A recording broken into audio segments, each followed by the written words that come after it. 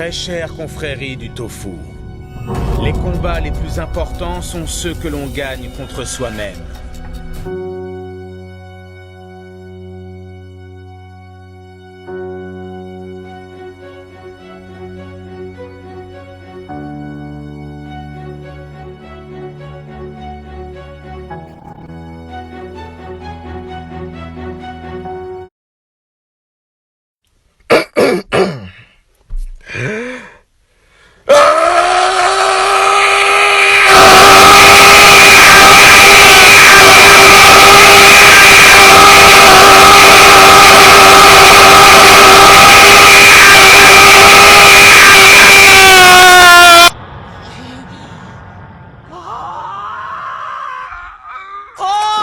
Je suis bien. Oh, je bouge plus. Oh, je ne bouge plus. Oh, je bouge plus. C'est bon. La tension est un peu redescendue et je vais pouvoir discuter un peu plus de ce que je viens de voir. Et vous aussi, peut-être que vous l'avez vu sur YouTube très récemment. Mais avant toute chose, Yosh, Honeo, Hame. Donc, commençons un peu plus à détailler ce que je viens de voir. Le trailer de la saison 4 de Wakfu. Et j'étais en mode Nani. Oh, je me suis dit, mais non, ils avaient plus rien à raconter. À la fin de la saison 3, c'est un petit spoil, attention. À la fin de la saison 3, genre l'univers il a été détruit. Je me suis dit, mais qu'est-ce qu'ils vont raconter de plus? C'est fini. Ils ont atteint le domaine des dieux. Il y a plus rien à dire, il y a plus rien. Et là, bim, trailer de la saison 4 sort et je suis en mode, waouh, il y a trop d'éléments à prendre en compte, trop de choses, trop d'informations, trop panique. I don't believe it. Do you believe now?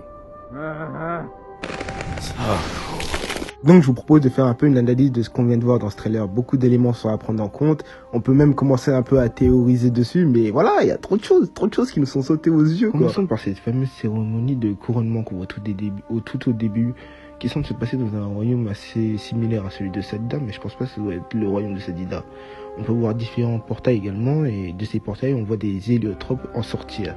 À noter que le trône est vide et qu'on le revoit un peu plus tard avec Yugo dessus, donc je pense que ça doit être le couronnement de Yugo. Ça doit être un bâtiment hors du temps dans lequel les héliotropes ont eu le temps de couronner Yugo, car on le voit, ou du moins faire son éloge, car on le voit pas vraiment sur ce trône, mais on revoit ce même bâtiment un peu plus tard dans le trailer avec Yugo posé dessus. Alors, cette nouvelle saison pour moi apportera un nouveau méchant qui sera l'Eyakup lui-même, ouais. Car si on se réfère un peu au passé dans l'histoire de Wakfu, on a eu différentes situations de Yakup à travers l'histoire. Et justement, que ce soit Nox qui a réussi à remonter le temps de 20 minutes, donc le saut dans le temps est possible avec les Yakup déjà de 1, de 20 minutes justement, mais qu'il fallait une énorme quantité de Wakfu. Que ce soit Killby qu'on revoit dans le trailer, et ce n'est pas anodin si on le revoit dans le trailer, Killby n'est pas mort.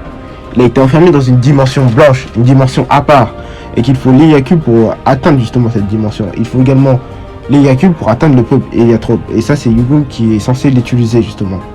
Et là, c'est la question que je me pose un peu. Si Killby savait réellement utiliser les Yakup, clairement, il lui avait montré une nouvelle forme, cette espèce de chouette un peu bizarre qui sera plus tard le symbole de repos.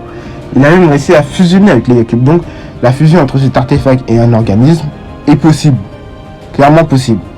Et là, je me la question que je me pose. Si Oroku, en détruisant l'univers avec sa bombe, n'aurait pas fait involontairement, parce qu'il s'est réalisé au dernier moment à cause d'échos et des souvenirs de ses amis précédents, un peu à l'instar de Yugo qui ne savait absolument pas l'utiliser et que Oroku est un clone de Yugo, il aurait très bien pu involontairement créer, faire fusionner les Yakup avec tous ceux qui étaient dans l'univers à ce moment-là, et à travers les dimensions également, et créer involontairement cette masse qu'on voit. Car les Yakup pourraient très bien avoir une conscience. Je verrais bien les Yakup avoir même une conscience. Car si on se réfère à la saison 1, lorsque Nox entendait les Yakup parler, mais qui semblait parler, mais on apprend bien plus tard que c'était Killby qui parlait à travers les Yakup. Et si les Yakup avaient réellement une conscience? Tout nous laisse croire qu'il n'en a pas une, mais est-ce qu'il n'en a pas? Il n'en aurait pas réellement une. Du moins, c'est un artefact assez puissant qui a besoin d'énormément d'énergie. Avec l'utilisation des Sidofus, ainsi que le pouvoir de Yugo, il aurait très bien pu développer une propre conscience. Yugo est le roi des Héliatropes. Il est censé veiller sur les Yakup, son peuple, et également se servir de les Yakup pour veiller sur son peuple, justement. Et le fait qu'il ait un peu fui dans le monde des dieux en évitant cette explosion a peut-être donné de la rancune, notamment aux héliotropes qui se sont sentis délaissés, les héliotropes qui se sont sentis délaissés également grâce à la conscience et à peut-être l'âme de ce qui restait un peu de l'âme de Oropo à travers cette explosion, ont peut-être influencé les Yakub lui-même et en lui donnant une masse de la matière et également une conscience. Et du coup, je verrais bien les Yakub avoir pris conscience, un peu à l'instar dans Dragon Ball GT, pour ceux qui ne le sauraient pas. Dans Dragon Ball GT, il y a un arc dans lequel les Dragon Ball sont devenus obscurs, car ils ont été utilisés par des méchants à de mauvaises intentions. Et du coup, elles ont été perverties par ces méchants même. Et du coup, elles deviennent obscures.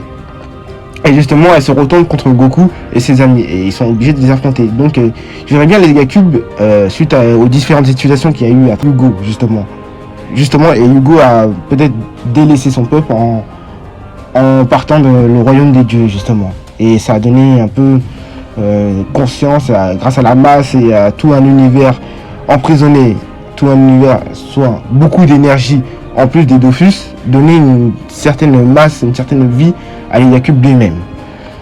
Et justement, ça doit être peut-être ça la masse qu'on voit dans le trailer. Également, Hugo semble maîtriser l'énergie d'Amoropo, parce qu'il sort une épée violette, et cette épée violette me fait penser à l'énergie de Damo Echo, justement.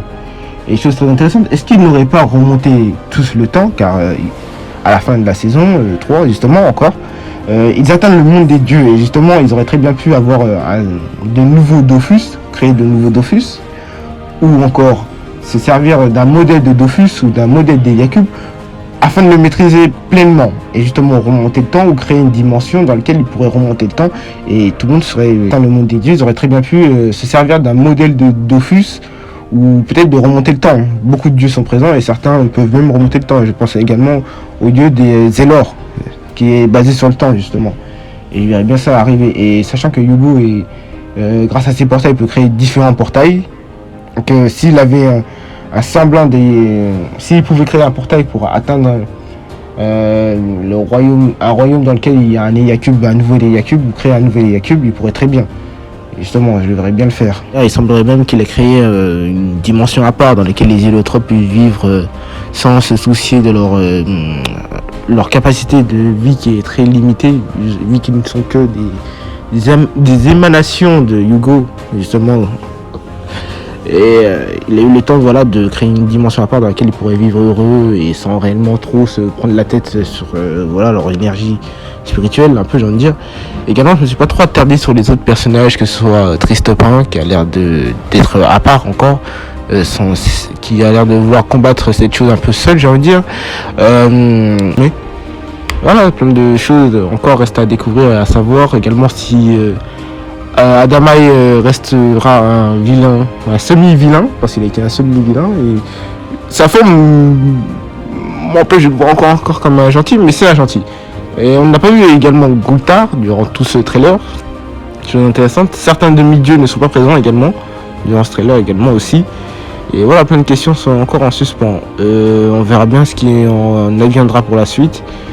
Et qui sait, voilà. Ma théorie pour moi était que les Yakub soient le nouveau antagoniste de cette saison, et également, je pense qu'ils ont créé. Vous êtes tellement convaincus d'être les héros de ce monde que vous ne voyez même plus vos défauts.